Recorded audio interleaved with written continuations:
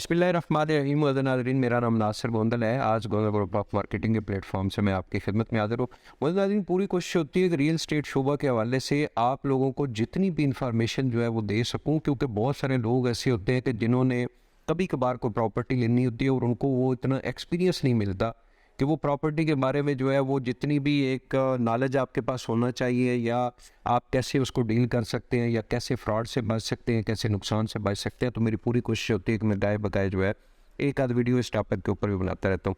आज की बेसिक जो वीडियो है वो मिसाल के तौर पे आप कोई भी प्रॉपर्टी जो है वो बेचने जाते हैं या ख़रीदने जाते हैं, तो आपने दो चार मेन जो चीज़ें हैं उनका ख्याल रखना है। मिसाल के तौर पे हम लोग सबसे पहले बात करेंगे, बहुत सारे लोगों का एक जो रियल स्टेट का एक शोबा है, या जो एक रियल स्टेट एडवाइज़र की जो एक कम्युनिटी है, उनके बारे में बड़ा एक अजीब सा ख्याल होता है कि यार बहुत सारे फ्रॉड होते हैं जी, प्रॉपर्टी में जी बड़ा फ्रॉड है। हालांकि मैंने इसी यूट्यूब चैनल के ऊपर एक वीडियो बनाई थी कि अगर आपका रावलपिंडी, इस्लामाबाद में या पाकिस्तान में आपके साथ कोई फ्रॉड हुआ है, तो आप जो है वो एक वीडियो की शक्ल में मुझे बताएं, ताकि मैं अपने यूट्यूब चैनल के ऊपर अपलोड करूंगा, ताकि बाकी लोगों को आगाही मिल सके कि रियल एस्टेट शोबे के अंदर कौन कौन से तरीक़ों से जो है वो फ्रॉड हो रहा है। लेकिन मेरे पास कोई वीडियो ही नहीं आई, और इसका मतलब ये है कि कोई इतने फ्रॉड नहीं हो रहे। वैसे भी मैं, चूँकि एवरी टाइम हम लोग मार्केट के अंदर बैठे होते हैं, कई हज़ार में कोई एक आध दो चार पाँच केस ख़राब होते हैं, उनमें से भी ज़्यादातर जो मैंने देखा है, डीलर्स का भी उसमें कसूर होता है, लेकिन ज़्यादातर मैंने ये देखा है कि उसमें जो प्रॉपर्टी लेने वाला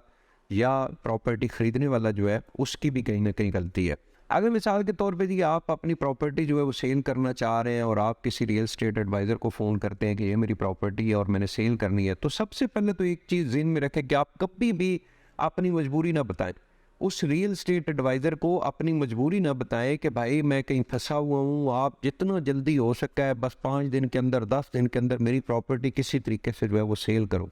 आपने अगर इस तरह मार्केट के अंदर डीलर्स को कहेंगे, तो आपको आधी कीमत जो है वो मिलेगी, और मार्केट के अंदर फैल जाएगा कि ये बंदा मजबूर है और ये बंदा प्रॉपर्टी जो है वो सस्ती देगा। आप टेक्निकल तरीके से वर्किंग करें, लेकिन ये ना कहें कि मैं बहुत ज़्यादा मजबूर हूँ, मैं किसी पेमेंट के अंदर फंसा हूँ और जल्दी से जल्दी जो है मुझे प्लॉट सेल करके दे। इसके अलावा जो प्रॉपर्टी की वैल्यू है, प्रॉपर्टी की वैल्यू जो है वो किसी एक रियल एस्टेट एडवाइज़र के ऊपर ना छोड़ें कि भाई आपने प्रॉपर्टी की वैल्यू बनानी। मिसाल के तौर पे आपको अगर प्रॉपर्टी की वैल्यू को पता नहीं है, आप लाजमी 2 3 4 या मार्केट के अंदर या सोशल मीडिया के ऊपर लाजमी जो है वो अपनी प्रॉपर्टी की वैल्यू जो है वो आपको खुद पता होनी चाहिए, सिर्फ डीलर के ऊपर ना छोड़े। एक बात यहाँ पे मैं आपको बता दूँ कि जब आप रियल एस्टेट का काम करते हैं, तो आपने एक प्लॉट ही कोई सेल किया है या परचेज़ किया है, तो उसका एक अलग टॉपिक है। लेकिन अगर आप रियल एस्टेट के साथ जुड़े हैं, आप कभी कभार प्रॉपर्टी लेते भी हैं, बेचते भी हैं,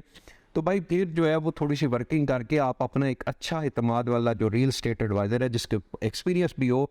और जिसको मार्केट के अंदर टाइम हो, जो अच्छा आपको गाइड करे, जिसकी रियल एस्टेट मार्केट के ऊपर ग्रिप हो,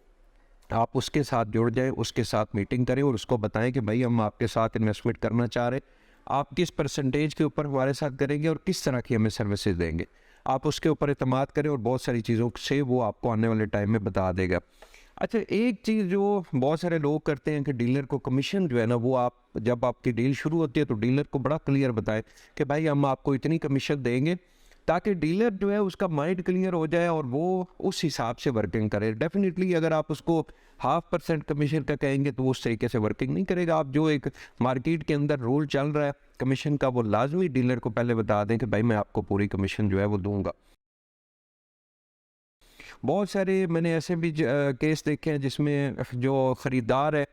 वो, मिसाल के तौर पे हमारी टीम के मेंबर भी बहुत सारी शिकायत करते हैं कि भाई हमने कि एक पार्टी को मकान जो है विज़िट कराया, पार्टी को पसंद आ गया, लेकिन दूसरे दिन हमें पता चला कि पार्टी ने डायरेक्ट जो है वो मकान जाके ले लिया। तो ये एक, मैं समझता हूँ, इंतहाई शुद्ध हरकत है कि डीलर का थोड़ा सा कमीशन जो है, हालांकि डीलर इतनी वर्किंग करता है, सर्विसेज आपको दे रहा होता है, आप थोड़ी, मिसाल के तौर पे आप 2 करोड़ रुपए का मकान परचेज़ कर रहे हो, 2 करोड़ का वैसे होता नहीं, इस्लामाबाद में 5-10 करोड़ रुपए का मकान होता है, तो डीलर का 1% कमीशन जो है आप उसका जो है वो हराम तरीके से जो है वो कवर करना चाहते हैं। हालांकि डीलर उसके बदले में आपको ज़्यादा की सर्विसेज देता है। आप ये कर लें, आप 10 करोड़ रुपए का एक मकान जो है वो ख़रीदने जा रहे हैं, डीलर को कहें भाई मैं आपको 5 लाख रुपया दूंगा या मैं आपको 2 लाख रुपया दूंगा, तो डीलर आपका 2-3 लाख रुपए के ऊपर भी आपको सर्विसेज देने के लिए तैयार हो जाएगा। तो जहाँ आप 10 करोड़ रुपए का मकान खरीद रहे हैं,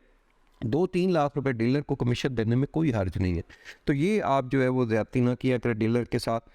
अच्छा, इसके बाद जो है वो डीलर को ये चीज़ लाज़मी बताएं, मिसाल के तौर पे आपका कोई अपना डीलर है, आपका उसके साथ एक अच्छा इत्मीनान भी बन गया, उसके बावजूद उस डीलर को बताएं कि हम लोग मार्केट के अंदर वर्किंग करेंगे। मिसाल के तौर पे आप एक प्रॉपर्टी सेल करना चाहते हो,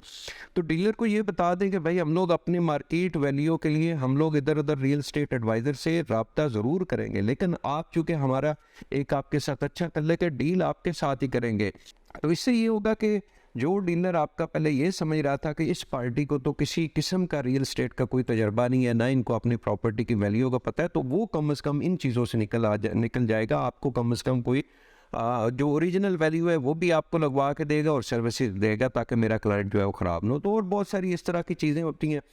तो सबसे बड़ा पॉइंट मैं आपको यही कहूँगा कि आप किसी अच्छे रियल एस्टेट एडवाइज़र के साथ जुड़ जाए और फिर उसके ऊपर एतमाद करें, और साथ साथ अपनी इंफॉर्मेशन पूरी रखें, उससे पूरी डिस्कस करें और उसके ऊपर एतमाद करें, उससे अच्छी सर्विसेज लें और उसको अच्छा कमीशन दें। बहुत बहुत शुक्रिया।